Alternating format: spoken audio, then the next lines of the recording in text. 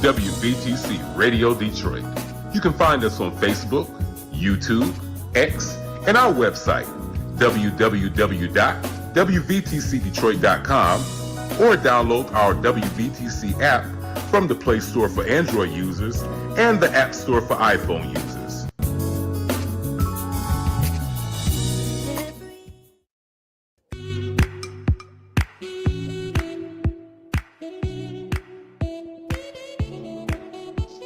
Thank you for tuning to WVTC Radio Detroit and the Community Bell Show with your host, former Wayne County Commissioner Edna Bell. Stay tuned for insightful information Detroiters will find valuable. Text a friend and tell them to watch with you for news you can use. And now, your host, Edna Bell.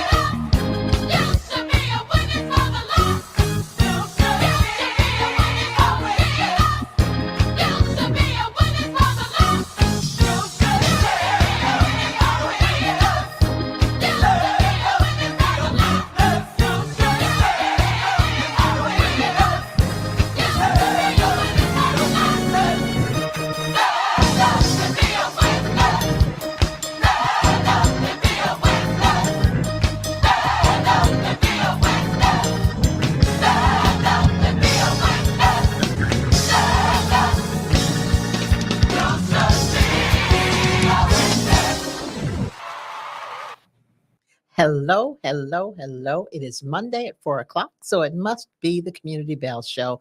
Thank you so much for joining us. As always, we're just real happy to have you with us. We're glad you listen in and watch and do all that good stuff and tell your friends about it, because we're just happy to be here at WVTC Detroit, Stellar Award-winning radio station.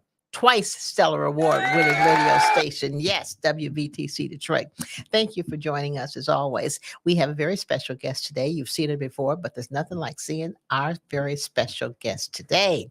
But before we do that, and you're going to hear this every Monday from now on, vote. Now, let me tell you, early voting started last Thursday. Early voting started last Thursday. Early absentee voting started last Thursday. You can get your ballot and you can send it in, or you can take it in. Started last Thursday. 9 days before the election, you will be able to actually go into a location and vote. You will be able to go into a location and vote. There is no excuse for anybody not voting. None. If you are a returning citizen, don't let anybody tell you you can't vote, because you can vote. Just because you had to go away for a while because you did some things that you shouldn't have done, you've taken care of that now. So you can vote. Come on back. Be a part of the system. Be a part of making a decision about your life, because this is really what it's about. It's making a decision about your life and your family's life. No reason anybody can't vote.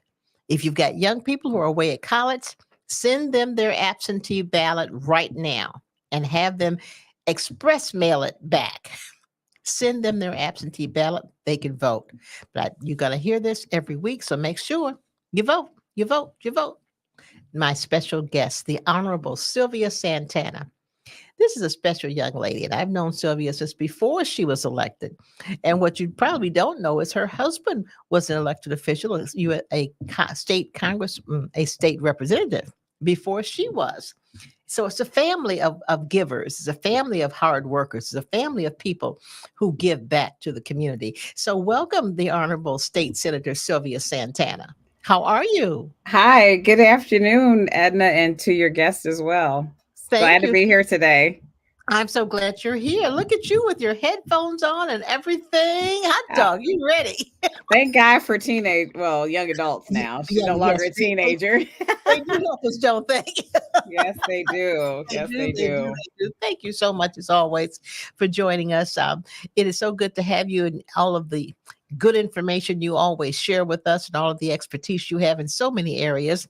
But I just want you to talk about, first of all, what's going on in the state Senate right now. Absolutely. Thank you, Edna, and to your guests again. So this week, just alone, I think this is one of the issues that I'm really passionate about and happy that we were able to get to the governor's desk. Senate Bill 790 and 791, which would allow for home health care workers to have the vehicle to form a union in our state. Hmm. Why this is so important.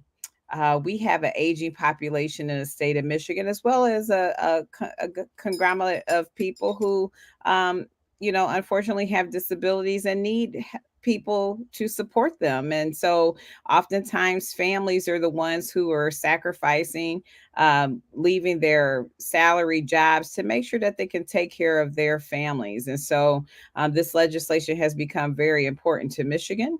And we're excited because this will give people the opportunity to get a fair wage, the opportunity to have respite care, and the vehicle we need in the Department of Health and Human Services for families to be able to find the type of support and services they need for specific healthcare workers home healthcare workers that they may need for their loved ones. So we're super excited. Myself and Senator Kevin Hertel were the bill sponsors, and we are looking forward to the governor signing that legislation in the upcoming weeks. Oh, that is wonderful. There is right now, you don't really know how important that kind of care is until you're in a situation where you need it. Our family just within the last year had to have that for my daughter's mother-in-law. And it was just so important to be able to find a place, number one, that had the trained people who could help. And number two, we needed people what we could afford. That's the other piece of that. But trained people who were willing to help and who do a good, and they did such a wonderful, wonderful job helping us out with her. So they need everything they can possibly get. So I'm so glad that they're able now to form a union, which will help them increase their benefits and their wages and their working conditions. Absolutely. And I'm glad that they continue to stay diligent. They were there with us in the trenches the last night of session back in June while we were passing out legislation. SEIU, kudos to their union, because people came from across the country to make sure that this legislation got passed in Michigan. And so we celebrated last week when we passed it for concurrence out of the Senate. So I'm super excited for those individuals. They will be able to have the type of support that they need, as well as the workers who help support our people in Michigan. And so that's really important. And it really was just one of those moments of joy. So That we're is just super great. excited. Now, is Michigan the only state that has that, or do other states have it? Other states have the same similar union, a form of a union for home health care workers. I will say that, I was talking to one of the health care workers from California, and she said they started that legislation back in 1987, and Mm, it took almost 10 years to get passed in really? California. Wow. And from that 10-year mark, once they did pass the legislation in California, it still took another 2 years to actually um, form the union, so that the home health care workers have that support. So it is a long road ahead. In Michigan, we back in 2012, there was the opportunity to form a home health care union in our state. However, because of just politics and also other unforeseen circumstances, the issue did not make it to passing through the legislature. But we're happy that here we are in 2024, and we're able to say yes, we did it. Wow. Congratulations. Congratulations. That is quite an accomplishment. Quite an accomplishment. What else is going on? We understand we've got more money for schools in the budget. Absolutely. So we have put more money into the school aid budget to help support our schools and our communities, making sure that there are dollars that will help support our teachers, not having to pay that 3% on their paychecks. For the for their MIPSers, and making sure that they get that 3% back into their checks. So that was something that we were able to do at the state level. That Okay, I back up. uh 3% for teachers. What was talk about that? So in the state of Michigan, we were charging a 3% charge to our teachers to help to fund, their retirement funding, and so this was occurring over a course of several years, because. But during now that they have a significant amount of money in that pool of dollars, Mhm. we were able to take some of those dollars out of that fund and be able to support the teachers not having to pay that 3% of that out of their paycheck, which is really important, to Yes, making sure that we're putting more money no back in their pockets. doubt. Now that is a real plus. That is a real plus, particularly for young people who are going into the field, and we need so desperately to have more young people getting into the field of education, and that I'm sure would be a deterrent to some young people looking to get into that profession. Absolutely. And I think that we've done a significant job as Democrats in the state of Michigan to make sure that we're uplifting the salaries of our teachers and our educators. They are faced with so much in the state of Michigan, not just, educating children in the classroom, but sometimes they're, having to deal with the day-to-day of a child coming to the classroom and maybe need an additional support before they can even start the process of providing them with the academia that we require in our state. So this is good for our teachers, and it's also going to attract more teachers to our public schools, and retain them as well. So I'm super excited. We have extended those dollar amounts over the course of the past few years as far as our per pupil allotment Hmm. in our state. We're still not yet where Massachusetts is, but we're getting there, and we're in parity with other states in the Midwest. So we Where were are one. we now? So I want to say roughly we're up at about 10,000 per pupil, or almost 9,800 or so per Mhm. pupil, which is really important. So we put an additional 400 um $400 into the per pupil allotment this time That's around. great. That really helps to support our youth. And so Absolutely. that's important. From an education standpoint, just from a Detroit aspect, we have been supporting them, paying off their liability, from their prior liabilities from DPS. So that's No, real. that's always a sore point with me because you see, having been a former school board member, that should never have happened. They Right. never have had to pay that, and that money comes out of the pockets or of the schools. Yes. That is insane. The state was the reason they got into trouble. The state ought to just eat it. But I know it's another story, but that's one of my pet peeves. I just think that's one of the most awful things the state has done, and they need to fix that. Well, we have tried through this Democratic majority to Mhm. fix some of the wrongs that were written from other prior legislatures and prior governors. We've paid off Inkster school debt as well as Ben Harbor and some of the other areas where, and mostly urban centers is where you see where there was a Absolutely. disproportionate um, um, just I would say it's just egregious at this point. So just egregious activities in those particular school districts. So I think we are doing our due diligence to make sure that we right those wrongs in our state and make sure that kids have what they need in their communities as far as their education. Because I always say education is the achievement that is necessary to achieve further opportunities in your life. And if we're not educating our kids, we're not doing them a justice. So and putting those investments in early will keep them out of the incarceration system. It keeps them exploring opportunities to better their lives. And quite frankly, they're going to take care of us. So we need to make sure we do everything to take care of them. We need them to be educated so they can have some really, really good jobs so they can take care of us. Yeah, absolutely. Need that to Absolutely. happen. Yes. And so they can continue to pay into the Social Security system.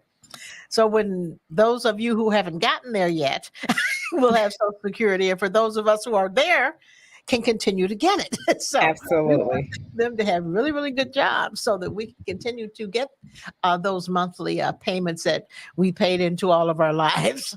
And so but it's so important for their well-being and for them to feel good about themselves that they have an education that is bar none the best in the country.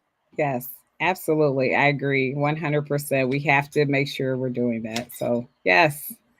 Well, Yes. I'm glad. It's good to hear that the Senate and state of Michigan is just rolling right along, bringing all sorts of good things back to our communities. But that's what it should be. Absolutely. I always say that we have to fix the systemic systems that impact our communities in an adverse way. And I believe that that's what we're doing as Democrats in the majority. Absolutely, absolutely. And speaking of Democrats in the majority, we are in the majority. Will we remain in the majority after this election? That is my hope. There is, from a political standpoint, I think that we have put the people of Michigan first and prioritize the people of Michigan. And so I hope that, our House members are going out and championing those issues that we put as priorities in the state. And hopefully, as we continue to move forward and talk to communities, that we're doing what we said we were going to do, and that it is resonating in the communities in which we are supported, and hopefully with those who may not be supporting us, that we can also garner those supports as well. But we do have some challenging seats. And so we have to just continue to work hard to make sure that we get to where we want to be. It's critical that we maintain control of the House and the Senate. Just critical that we maintain control. Too much going on, too many important issues to be solved and taken care of and addressed for us not to contain and continue to do what we do in the state. And as we talk about that, I'm looking at what's going on in the national election and how that is playing out in Michigan. And my prayer is that we will continue to hold on to the Senate seat that Debbie Stabenow had. We're going to need to hold on to that. We need to pick up some U.S. state representative, oh no, U.S. representative seats Mhm. that are not necessarily held by people who have our best interests at heart. And so we need to really, really look at how that is playing out. As we look at the national scene, though, um, and you're a guest, so you can say whatever you want as a guest as relates to who you're supporting for the presidency of the United States. And who would that be? Well, I am 100% unequivocally voting for Vice President Kamala Harris. Um, there is nothing that the other candidate can do for me as a woman of color or as a mom and as a working mom. There is nothing that that candidate can do for me. He has shown us over prior years just how he has impacted our communities, has stopped individuals from migrating into the United States because he feels that only the people who are of European descendants can come to this country. Just egregious things. How he treated Puerto Rico when Yes, the people of Puerto Rico when they the were dealing tornado. with Yes. Maria. There's just so much that people, I hope, don't forget. And I hope that we're not going to wake up in the twilight zone in November. Well, we're going to pray that we don't wake up in the twilight zone in November. And how do we do that, everybody? We need to vote. Yes, You can absolutely. start voting now. You can start voting now, but make sure that whatever you do, you cast your vote by 8 o'clock on Tuesday, November the 5th. Because if you don't, we've got some dire situations that will be coming towards us. And I say coming towards us because it will be coming towards us because that person has already named Detroit and Atlanta and Philadelphia as cities that um, are terribly violent and need to have violent acts done to them. I mean, it's really kind of frightening to hear the rhetoric that this person lays out because I'm of the opinion now that he is mentally diminished and they are just afraid to say it. But I'm just so sure that his mental capacity is gone. Joe Biden had a bad debate, let's say that. But this person is still vocal. And it's much scarier than what Joe Biden would have been because he is vocally diminished and people know it and won't say anything. They've got to see it. They've got to know that this person is mentally diminished and they're not saying it. That's what's frightening. Well, anytime we talk about eating cats and dogs or Haitians eat cats and dogs, we got problems. Yes, That's unfortunate, and so I think that that was highlighted in the debate with VP Harris and this other person, and so I don't even venture to yeah, say we his don't name. that And name. so I think that we have to be mindful of who we're electing to the highest office in our country, especially it can't be about that individual. And so he has shown time and time again where this is about him. It's not about the country and what's good for the people in the United States. And so I think people have to be mindful of that and they have to really just be cognizant that people will play tricks and provide rhetoric that sounds good to you and sounds just wonderful. But at the end of the day, you have to look at their actions and see how they have operated in the past and really use that as a litmus for how you select the candidates in which you decide to put into that higher office. And the presidency is something that we cannot take lightly, and we cannot ignore who his allies are. So Absolutely. yeah. Absolutely. And any woman who thinks that they need a Donald Trump to protect them, and he's saying he's going to protect women, the most horrible person ever to serve in that office, to have been convicted of sexually assaulting women and all sorts of other activities, and has said it himself. How could he possibly be someone who could protect women? It's just amazing. And again, it goes to his I believe he has diminished capabilities, and we need to recognize that. And they need to find a way to not allow him near the White House, anywhere near the White House would be the case. I want to talk a little bit about people and the voting. And we're hearing oftentimes that Black men are supporting Trump more than usual. Are Do you know if the party is doing anything to reach out to African American men uh, to see where their minds really are, to see if there's anything that we're not doing that we should be doing to make them comfortable voting for this woman? I will say that we need to do more. We can always do more, right? Mhm. And so I think that one of the things that we've tried to do is just really. I'm just talking about my team in general. We've tried to have these conversation and dialogues, at barbershops and Rouge Park, which is in my district, and just kind of understand where people are coming from.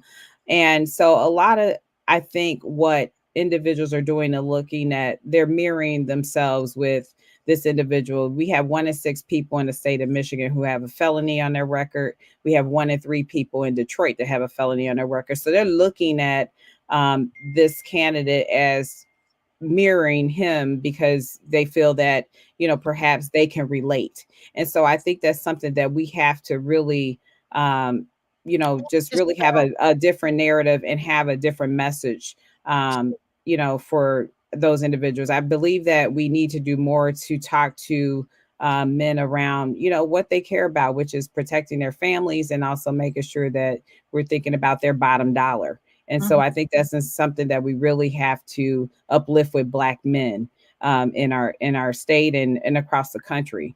If they feel that we as Democrats are ignoring them, then and that's on us at the end of the day. Absolutely. And I think that I've done, my due diligence as a state senator, just uplifting legislation around criminal justice reform, writing policies around, our juveniles, making sure that we're putting our families first. Really just trying to hone in on the issues that really matter to my community. And so I think that's something that, we have to continue to uplift and listen to.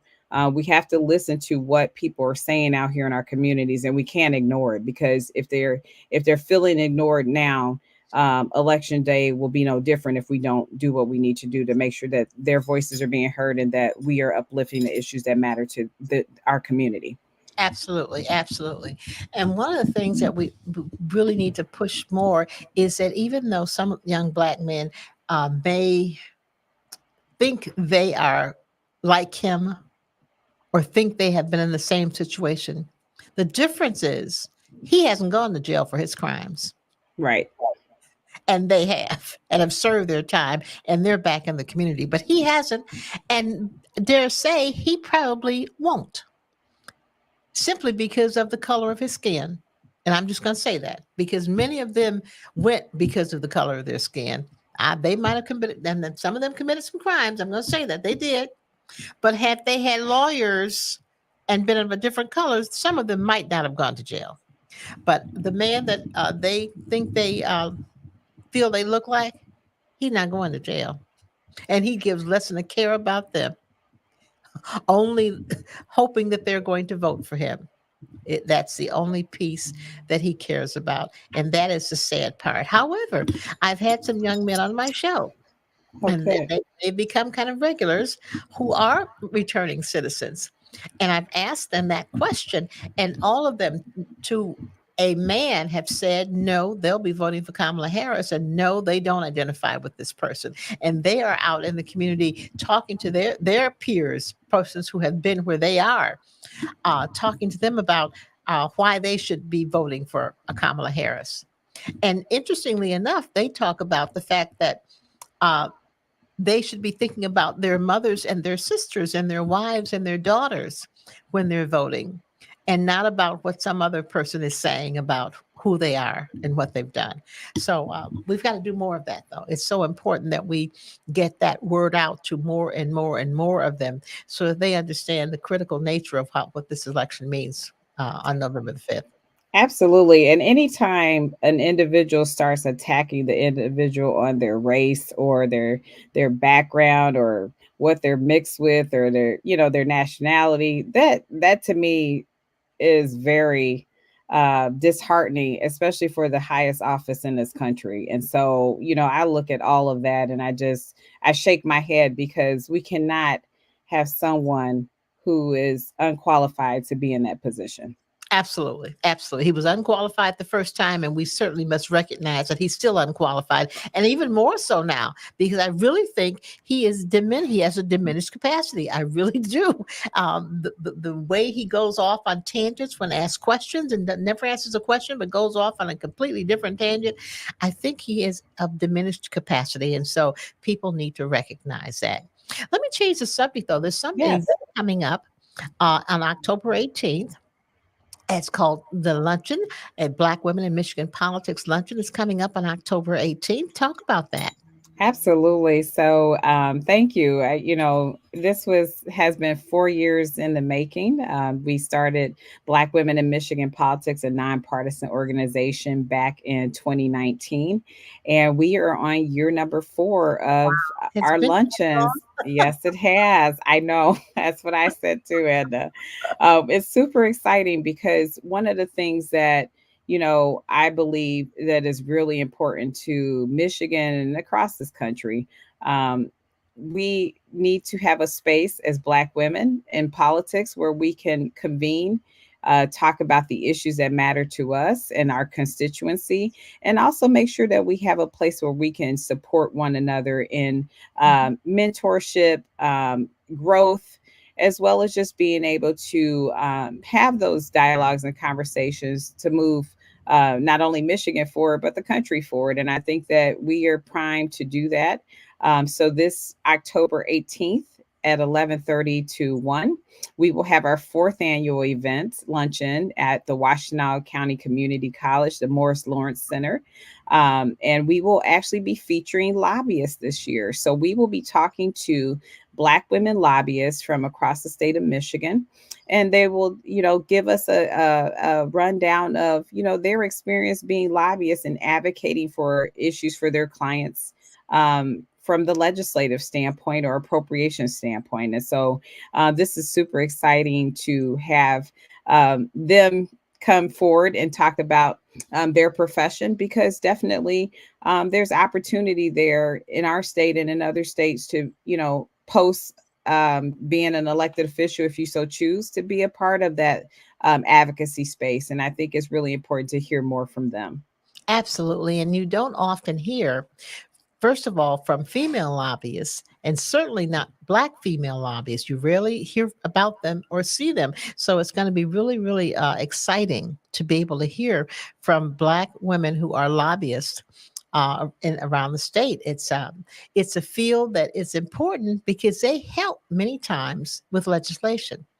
And I don't think people sometimes understand how important they are. They're not just people who are pushing their particular positions. They're doing some of that, but they're helping mold some of that legislation with some of the research that goes on, and they do so much as relates to just pushing forward ideas from around the state. Black Women in Michigan Politics was started by Sylvia Santana, myself, and Lynette Finley. Lynette Absolutely. Finley happens to be the clerk of Superior Township in Washtenaw County. Who knew there was a Black clerk at Superior Township in Washtenaw County? Well, there is. Her name is Lynette Finley.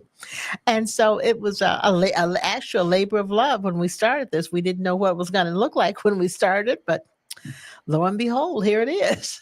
So it's been a great job. We've had all sorts of people on that stage at these luncheons. Last year, we talked about female entrepreneurs in the electrical. Was the electrical car It industry? energy. Uh-huh. It was energy, and absolutely amazing to see Black women who have companies who are providing electrical connections for cars around the state. Um, they're just marvelous, marvelous information. Great women business owners, and so the fact that are able to continue to do this after 4 years, wow, and continue to bring forth things that people want to hear about. Things that people want to hear about. Talk some more about our event, Sylvia. Yeah, absolutely. So definitely, as I mentioned, we have several lobbyists, and I think that, even, and I always am just in awe of the fact that, as we just, we go through this process of figuring out what we want to talk about throughout the course of the luncheon. I discovered more. So I met, several Black women lobbyists. I only thought there were a handful, Mhm. right? So, in the state of Michigan in general, there's probably over 200 women lobbyists Really? that we have a count for. But I did not know that we had so many Black women lobbyists. We have more than what I anticipated. I only thought it was like five, Yeah. but there are several women who have operated their careers in this space, and so it's really going to be robust because we're getting experience from 1 to 3 years experience being a lobbyist all the way to 30 plus years and retired being a lobbyist in the state of Wow. Michigan. So I think having those variations of just expertise and just understanding of what they've been able to contribute to the space and maybe the changes that have occurred from the time maybe that 30-year retired lobbyist started to now today. What lobbying looks like in the state is going to really just provide just a experience and level of the profession and just understanding how that all works. Wow. And I think that most people think that legislators, we do this work by ourselves, that we come up with all these bill ideas by ourselves, but there is also multi clients and just lobbying firms that support their clients being able to pass legislation in the state. And so some of these women will provide key conversations around what that looks like for Michigan, but more importantly, what it looks like being a Black woman in that space. And so I'm super excited to hear from them and just understand, more about the industry itself. Oh, And I it's think it would be good for a lot of us. So, and we are very well supported as an organization, which we receive sponsorships every year, and I think that's really important to know. That helps support the underwriting costs of this event, and so it helps us to keep our ticket costs low as well to be able to provide a nominal fee for the luncheon itself. absolutely. And know that the tickets, everybody, are only $75. You get a wonderful luncheon and you get to see and hear from all sorts of wonderful people. This time it will be the lobbyists. But the other great part is that you get to see people, women, Black women from around the state who are either elected in nonprofits, community advocates, all sorts of women gather at this event. And you get to meet them because oftentimes we don't get to meet people from Saginaw or Ypsilanti or Pontiac and Lansing and Grand Rapids and Jackson and Kalamazoo, Flint. They come from all over the state for this luncheon. It really is a very, very special luncheon. It's a very special time and it's just refreshing to be able to see a room full of Black women who are on the same line, same accord, looking to be supportive of each other. It really is a wonderful, wonderful, wonderful luncheon. You shouldn't miss it. It's great. And you can get tickets at www.blackwomeninmichiganpolitics.com. And also, I would highly recommend you like our Facebook page as well. Up, www. Say it again. www.blackwomeninmichiganpolitics.com. All spelled out. In Michigan. www.blackwomeninmichiganpolitics.com.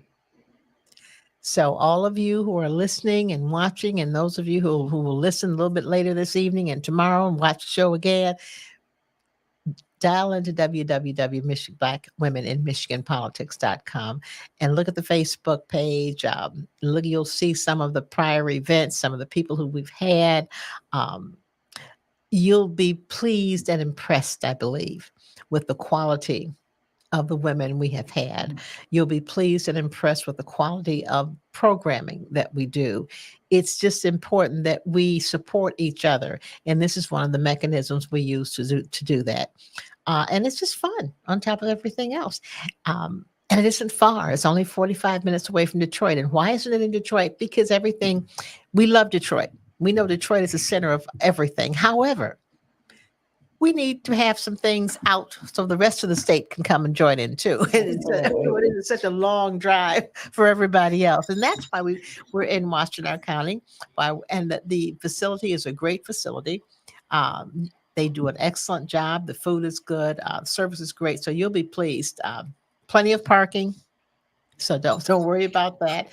So you'll be absolutely impressed with the quality that you will see at this luncheon. So we want you to all join in, and we'd love to have your sponsorship. You want to buy a table, you got an organization you want to sponsor it, come on, we'd love to have you. We want all of that. We want all of that. Sylvia, we got some other things in common that we're going to talk about, and that is Sylvia has a young person who just started college. Oh, yes. And my grandson also just started college. And would you believe his freshman year, Florida A&M Tallahassee gets the hurricane of all hurricanes. Never had one this rough before in life, and there he is in Florida at the hurricane. And of course, the folks back here, we're just trying to figure out how did we get this baby out of here. Well, all the Greyhound bus tickets were gone because couldn't take Greyhound. Planes were tooth-backed.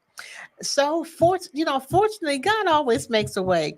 So one of his little buddies has an aunt who lives in Fayetteville, Georgia. So and one of the other little kids had a car. So they drove to Fayetteville, Georgia, and that's where and it turned out great. And of course, thank God, the storm that was supposed to be so horrible for Tallahassee didn't hit Tallahassee. Wow. It hit one of the cities just east of Tallahassee. I'm sorry for them, but I'm glad for Tallahassee. And so he's back on campus today, back in school. Good. I remember the first time I experienced a hurricane. I was an exchange student in Puerto Rico for a year. And so I was stuck on the island, but it was definitely a very life-changing experience. I'm sure. I am so sure. So then Mr. Grant is fine, and then your young lady is doing fine her first month or so in college. Yes, absolutely. So I think one of the great things about what the governor proposed in the budget was around community colleges. And so my young person is a recipient, obviously of that support through the community college funding. And so it's been very beneficial for us as parents, for her to take her general studies at the community college 3 minutes from us. And it's been great, and I'm glad that option is there. Not every kid knows what they want to do when they grow up, and that's okay. I'm 44, and I still don't know what I want to do when I grow up either. So, except for solve the world's problems, but I think it's important that we provide that vehicle in the state of Michigan to help support our young people, and community college is a great option for our kids. And so I'm glad that she's still at home. Some great community colleges in our area. We really, really do. Yes. And the fact that